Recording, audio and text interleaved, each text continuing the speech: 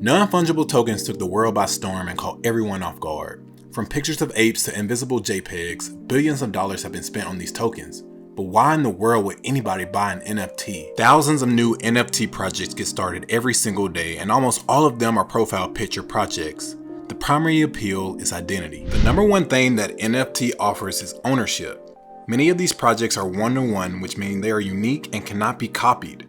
You can verify who owns that picture's metadata, and that's important. Alright, that's about it. Go out there and buy your fancy dancy zombie orangutans and get ready for an exciting time.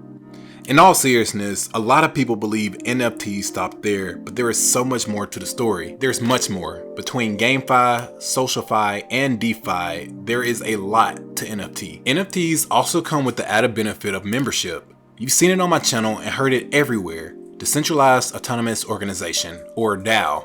They revolve around NFT to offer member perks. A perfect example would be Irene DAO, who donates all proceeds towards charity, but by owning one of the 1.1 thousand NFT in the collection, you get access to exclusive events, culinary concept kitchens, and gated communities with Irene herself.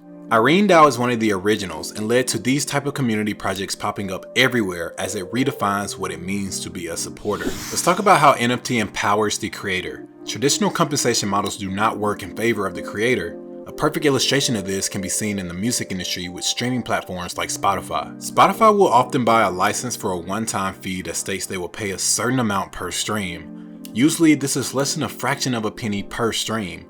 To make even $1,000 on platforms like Amazon Music, YouTube Music, or Pandora, an artist will need well over 200,000 streams. Did you know some artists have made more from a single NFT drop than their entire life in the entertainment industry?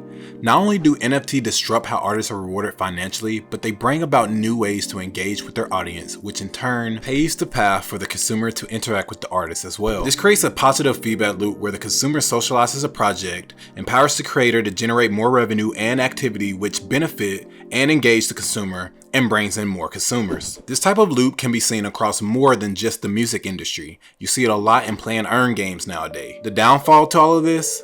Incentivizing creators to deliver over time. The issue with most non-fungible tokens today is that projects bootstrap too fast, and rewards to creators should be distributed over time. Let me know what you think in the comments. I will dive more into NFT utility in the future as more utility is introduced by these new and courageous projects.